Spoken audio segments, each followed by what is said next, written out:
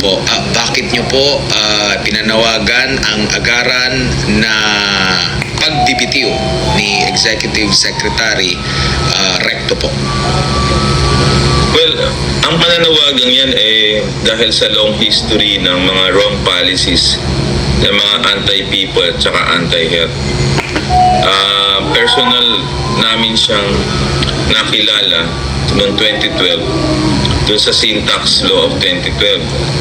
Kasi ang utos sa amin noon ni President Aquino during the time nung buhay siya at saka ng mga advocates, mga economists at lahat ng gabinete na ipasa yung syntax para magkaroon ng mataas na buwis para sa tobacco at alcohol. At ang perang yan na bilyon-bilyon ay pupunta sa universal healthcare na napirmahan ni President Duterte ng 2019. Nung meeting na yun, October 2012, kami ni na Dr. Abunjo Balgos, isang pulmonologist, Dr. Tony Dance, Dr. Gina Nazareth, Dr. Maricar Limpin, pumunta ng alas 10 ng umaga sa opisina ni Senator Ralph Recto na chairman ng Ways and Means Committee. Sa maniwala kahit sa hindi, at 10 o'clock in the morning umiinom ng alak at naninigarilyo. Ang turing namin ay 60 billion pero binaba niya sa 15 billion lang. At yan ang nilalabi ng tobacco company. Ang tobacco company na yan ay nasa Batangas. So, paglabas namin ng kwarto, dismayado, hindi pa nga nakita dito ang picture ni Secretary Cabral kasi umalis na siya. Nag-thumbs down sign kami at yun yung nag-viral. The next day, natanggal siya, pinalitan siya ni Senator Frank Drilon. At napirmahan ang landmark na syntax law, kaya tayo nagtatamasa ng pera para sa PhilHealth, billion-billion. Ngayon, 2005, under President GMA, siya ang main author ng expanded value-added tax.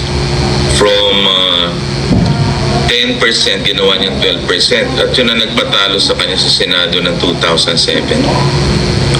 Now, nung siya ay naging Finance Secretary, ang ginawa nila ay inayos sa Kongreso ng Deputy Speaker siya. At pag-upo niya ng January of 2025,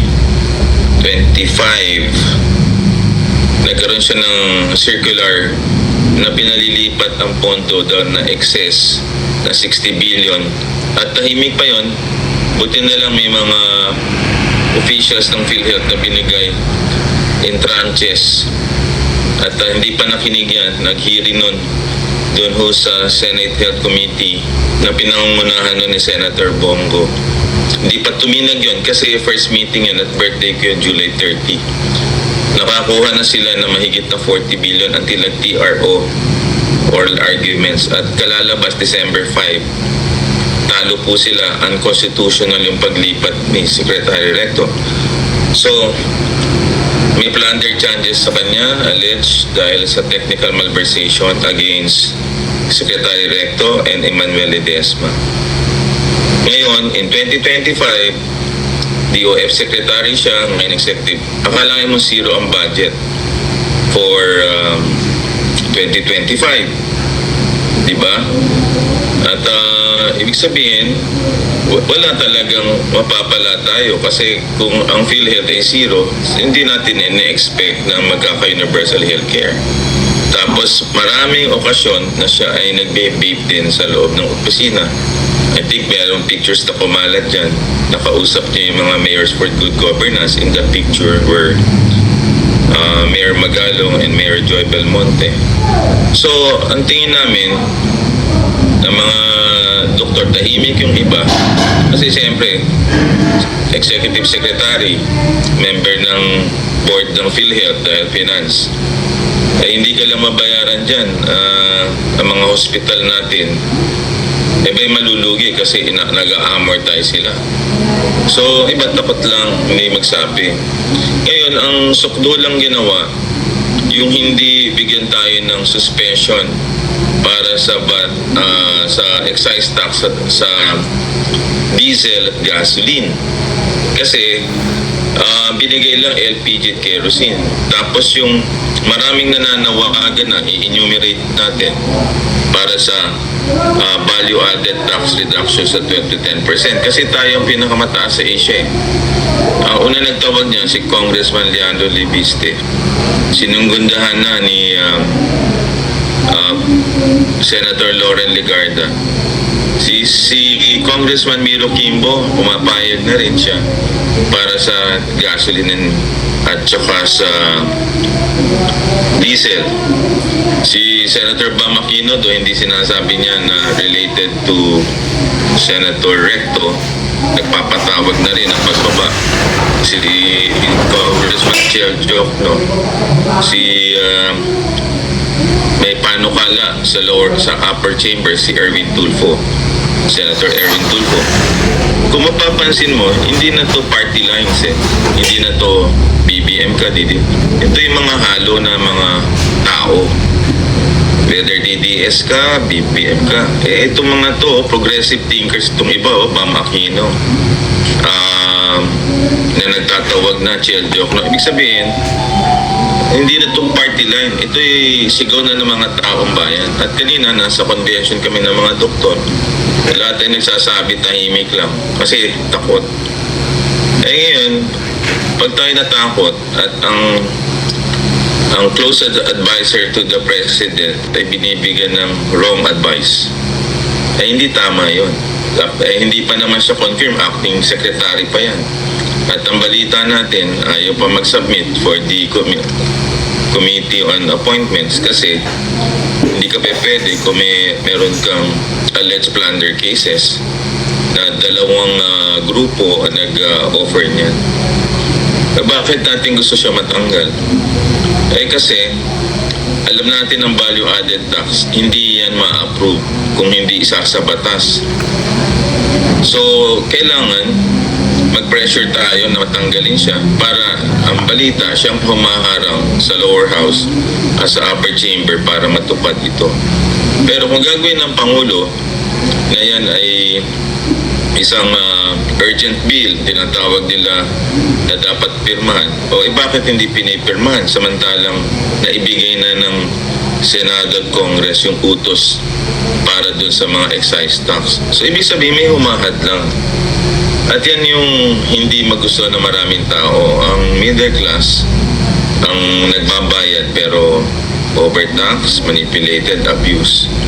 So kung mananatili ang isang anti-people, anti-health, nandun sa kataas-taasan na katungkulan, wala nang mangyayari sa bansa natin. Talagang lulubog tayo. I think siya ay big burden para sa ating lahat.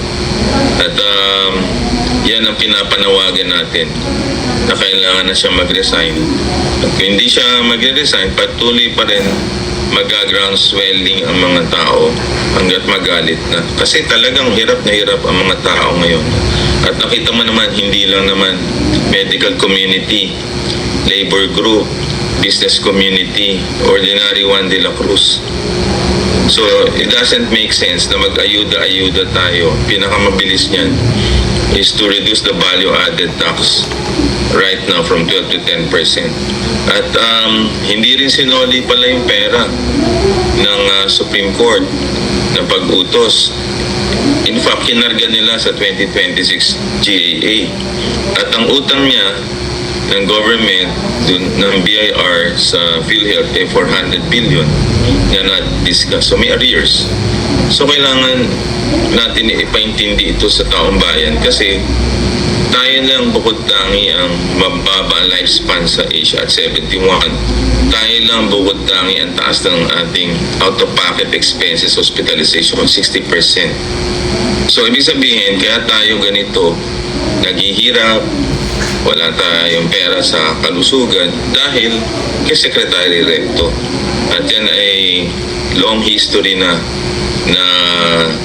talagang hinaharap natin. Kung hindi siya mag-resign, patuloy na maghihirap ang tao, 2 taon pa. So, ibig mo sabihin, habang may energy crisis, walang gagawin tayo. Dapat pag-resignin natin para makapili ng tamang kandidat, ng tamang cabinet secretary, executive secretary, na magtuturo kay President Marcos na gawin yung tama para sa tao. Ngayon, massive yung calls. Kita mo naman, laging viral pagka sinasabing mag-resign siya. Ayaw mag-resign eh. So, mangyayari nito, mga tao dissatisfied with the current administration because of the executive secretary advising the president on wrong policies na I would say anti-people, anti-health, at saka anti-social service ng mga tao. Opo. Doc, so nakikita nyo po na sa krisis na kinakaharap ngayon ng ating bansa, dala po ng gulo sa gitnang silangan, maaaring mas may maganda pa tayong performance kung hindi or wala dyan ang kasalukuyang executive secretary ngayon. Yes, kasi lumalabas siyang little president eh. Kung makikita mo, meron din siyang website na nagpapamiting ng iba't ibang sangay.